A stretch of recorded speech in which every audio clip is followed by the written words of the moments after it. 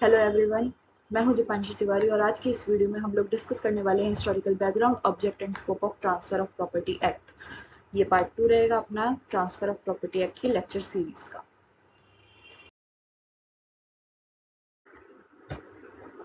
Objectives of transfer of property act 1882। Last video में हमने introduction पढ़ा था। इंट्रोडक्शन में हमने प्रियम्बल पढ़ा था ट्रांसफर ऑफ प्रॉपर्टी एक्ट का। उसमें हमने टू वर्ड्स देखे थे। टू वर्ड्स कौन से थे वो? First is to define, second is to amend. These two words are the objective of Transfer of Property Act 1882। अब हम इसके 4 पॉइंट्स और देखेंगे जो कि ऑब्जेक्टिव से ही डील करते हैं ट्रांसफर ऑफ प्रॉपर्टी एक्ट के। तो फर्स्ट पॉइंट हम देखते हैं, transfer of property act provides a definite, clear and uniform law. ये transfer of property act provide करता है definite, clear and uniform law for the transfer of immovable property by the act of the parties. By the act of the parties means inter vivos transfer. Inter vivos transfer means transfer between the living persons. Okay, second point is the act has modified and made changes in some of the rules which existed before its enactment। Transfer of property act के enact होने से पहले जो कोई भी rules exist कर रहे थे ट्रांसफर ऑफ प्रॉपर्टी से रिलेटेड, उसमें कई सारे चेंजेस लाए गए एंड उसको मॉडिफाई भी किया गया। और these changes are not against the socio economic conditions of India. वो ऐसे चेंजेस नहीं थे जो कि अगेंस्ट में हो सोशियो इकोनॉमिक कंडीशन के, इंडिया के सोशियो इकोनॉमिक कंडीशन से। वो एकदम सुटेबल थे इंडिया के सोशियो इकोनॉमिक कंडीशन से। Okay, third point is the transfer of property act completed the code of law of contract. Indian contract act 1872 में enact हुआ था। ट्रांसफर ऑफ प्रॉपर्टी एक्ट 1882 में इनेक्ट हुआ था। इन दोनों के बीच 10 साल का डिफरेंस था। इस 10 साल के डिफरेंस में जब कोई भी ट्रांसफर होता था in furtherance of a contract, जब भी कोई कॉन्ट्रैक्ट के द्वारा एक कोई भी ट्रांसफर किया जाता था प्रॉपर्टी का, उसमें कोई भी ऐसा पर्टिकुलर लॉ नहीं था जो कि ट्रांसफर से डील करे इस 10 साल के बीच में। तो जब भी कोई ट्रांसफर किया जाता था वो इन नेचुरल प्रिंसिपल्स के बेसिस पे ट्रांसफर किया जाता था in furtherance of a contract. तो इसमें थे equity, justice and good conscience. इन तीन के बेसिस पे ट्रांसफर किया जाता था। जब हमारा लॉ इनेक्ट हुआ ट्रांसफर ऑफ प्रॉपर्टी एक्ट का 1882 में, जब ये लॉ इनेक्ट हुआ तब सारे जो रेगुलेट किए जाते थे, जो भी कॉन्ट्रैक्ट के फर्दरेंस में जो भी ट्रांसफर किए जाते थे, वो सारे रेगुलेट होने लग गए ट्रांसफर ऑफ प्रॉपर्टी एक्ट से।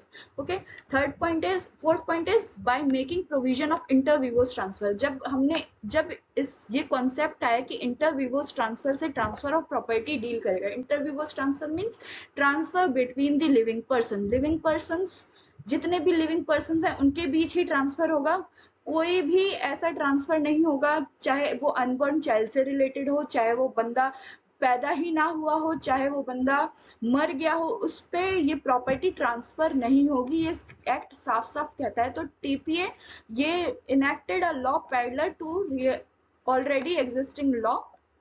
जो भी टेस्टामेंट्री और इंटरस्टेट ट्रांसफर से रिलेटेड लॉज थे, ये उनके पैरेलल था। ट्रांसफर ऑफ प्रॉपर्टी एक्ट उनके पैरेलल था, क्योंकि ये विल जैसे लॉज से transfer of property act deal नहीं करता था। अब हम इंटरविवोस ट्रांसफर का मतलब देख लेते हैं। Transfer takes place between two living persons.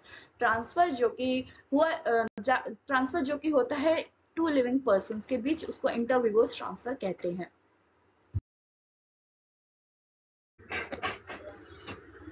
Scope of Transfer of Property Act 1882। First point is not exhaustive. Not exhaustive का मतलब क्या होता है कि ये कंप्लीट लॉ नहीं है। ट्रांसफर ऑफ प्रॉपर्टी एक्ट एक कंप्लीट लॉ नहीं है। ट्रांसफर ऑफ प्रॉपर्टी एक्ट एक कंप्लीट कोड नहीं है। ट्रांसफर ऑफ प्रॉपर्टी एक्ट एक कंप्लीट लॉ क्यों नहीं है? क्योंकि ये इंडिया में सारे होने वाले ट्रांसफर से डील नहीं करता है। ये सिर्फ डील करता है ट्रांसफर ऑफ इमूवेबल प्रॉपर्टीज से। Second point is transfer by operation of law is excluded. जहां कहीं भी ट्रांसफर हो रहा हो लॉ के द्वारा, वो ट्रांसफर ऑफ प्रॉपर्टी एक्ट से बाहर होगा। Transfer by operation of law का एक मतलब हम ले लेते हैं, एग्जांपल हम ले लेते हैं कि ट्रांसफर बाय विल, वसीयत के द्वारा जब कभी भी कोई भी ट्रांसफर किया जाएगा प्रॉपर्टी का, तो ये transfer by operation of law के अंदर आएगी। Third point is transfer mainly of immovable property. जैसा कि आप सबको पता है कि transfer of property act mainly deal ही करता है ट्रांसफर ऑफ इमूवेबल प्रॉपर्टी से। जो भी मूवेबल ट्रांसफर्स होते हैं वो डील किए जाते हैं सेल्स ऑफ गुड्स एक्ट 1930 से। Fourth point is Muslim law.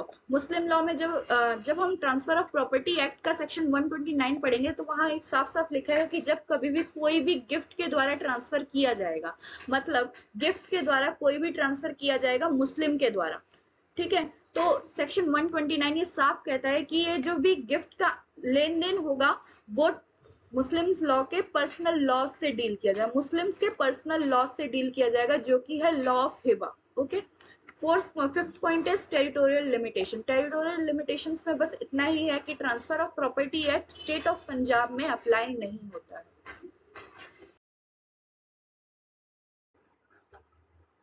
Historical background of transfer of property act 1882।